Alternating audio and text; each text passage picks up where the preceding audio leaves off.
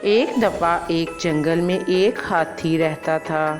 اسے خود پر بڑا گھمنڈ تھا۔ وہ ہر وقت جنگل کے دوسرے جانوروں کو تنگ کرتا رہتا تھا۔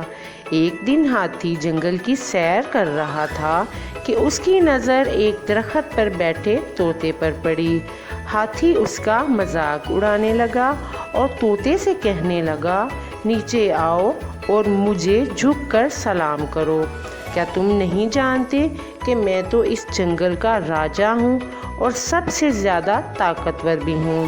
طوطے نے ہاتھی سے کہا کہ میں تم کو سلام بالکل نہیں کروں گا۔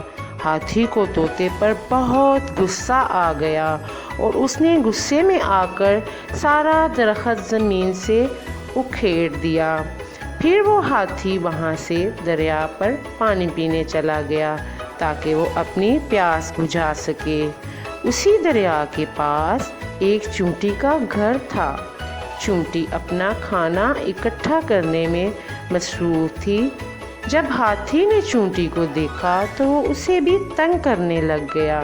چونٹی نے ہاتھی سے کہا کہ وہ اسے تنگ نہ کرے، وہ اپنے بچوں کے لیے کھانا لے جا رہی ہے، لیکن ہاتھی بالکل نہیں مانا۔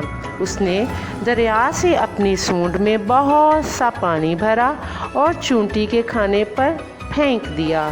چونٹی کا سارا کھانا پانی میں بہہ چکا تھا۔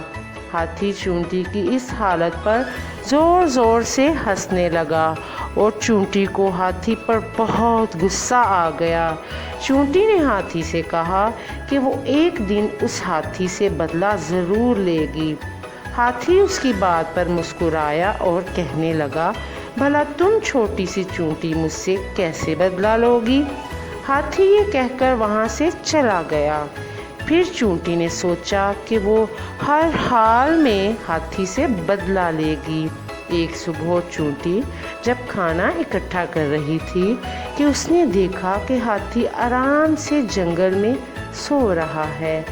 چونٹی کو اب اپنا بدلہ یاد آ گیا۔ چونٹی آرام سے ہاتھی کے قریب گئی اور اس کی سونڈ کے اندر چلی گئی اور پھر اسے زور زور سے کاٹنے لگ گئی۔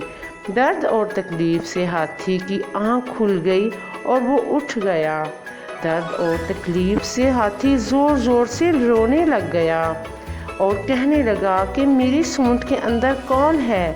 ہاتھی تو جیسے منتیں کرنے لگ گیا۔ چونٹی پھر بھی بہت اچھی تھی۔ اس نے ہاتھی پر ترس کیا اور وہ فوراً سے ہاتھی کی سونڈ سے باہر آ گئی۔ جب ہاتھی نے چونٹی کو باہر آتے دیکھا تو وہ بہت حیران تھا۔ ہاتھی چونٹی کے سامنے بہت شرمندہ ہوا اور چونٹی سے کہنے لگا کہ وہ اسے معاف کر دے، وہ آئندہ اسے کبھی بھی تنگ نہیں کرے گا۔